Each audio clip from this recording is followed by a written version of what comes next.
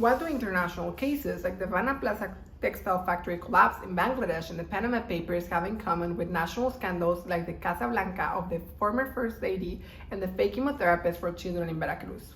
They're examples of corruption. In Mexico, we're used to hearing about cases like these every now and then in the news, and once the shock from the scandals rolls out from the public, everything seems to go as it was. This then becomes a vicious cycle that causes the normalization of corruption in Mexican society. This phenomenon is reflected in popular phrases like el que no tranza no avanza, or everybody knowing someone who has paid a mordida to a transit officer before. The problem is so big in Mexico that in the latest Corruption Perception Index from Transparency International, Mexico scores a 31 out of 100, putting it in on the 124th position worldwide. Knowing how bad corruption is in the country and how embedded it is in our culture might make some of you think that everything's doomed and that there's nothing to be done. However, I believe that a different world is possible. My name is Correa. Come with me and let's understand corruption in order to make a change for the better. So first of all, it's important that we're all on the same page on what we mean by corruption. And for that, I would like to cite the definition of Transparency International, the abuse of entrusted power for private gain. By this definition, we can assume that corruption not only happens in public entities like most famous cases, but also inside private institutions. Also, it's important to consider that the big scandals are classified as grand corruptions and that smaller cases like paying bribes to low-ranking officers are in the petty corruption category. It's important to consider that both types when looking for ways of fighting corruption. But you may ask yourself, why do we have to fight corruption? Why can't we accept that there is just how it is and that it's a result of our greedy nature as humans? For that, I want to say that there's just too much at stake. While corruption might seem okay, in the long term, corruption erodes institutions, democracy, and finally our rights. Rights that for many people represent fights that they've had to struggle for long times.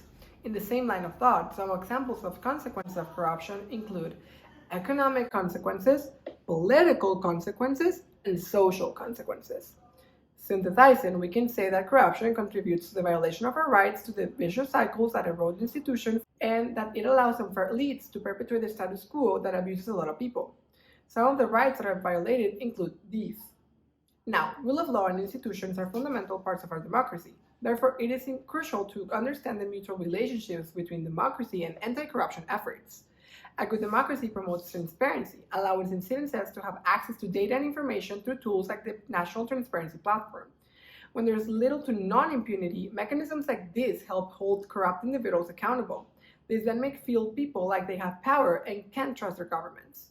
For example, if the Casablanca scandal had been managed according to the law, maybe Mexicans would trust the government more.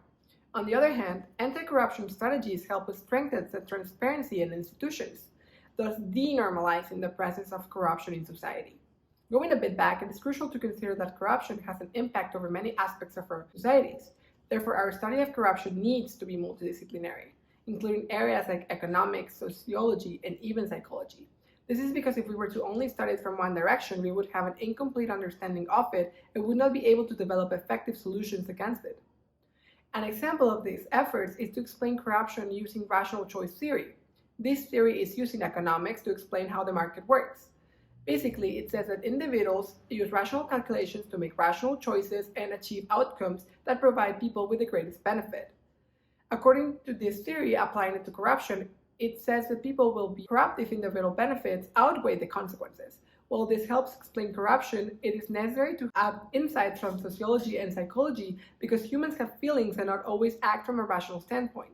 For example, using this to explain the corrupt actions of the former presidential family, regardless of the possibilities of a big scandal. So what can we do in our daily lives to fight it? I will not pay bribes, even if it's the easier option out. I would be demanding the public sector to be honest, transparent, and accountable of their actions. Actively participate in anti-corruption initiatives in my community. In conclusion, the fight against corruption is a collective effort that has to be approached from different disciplines and points of view. We all can do something about it because it's our responsibility as members of society to create one that's fair for everyone. If we join efforts, we can create a culture of democratization where scandals like the Casablanca seem to be rare and unacceptable. So now that you know all this, let me ask you, what will you do to fight corruption?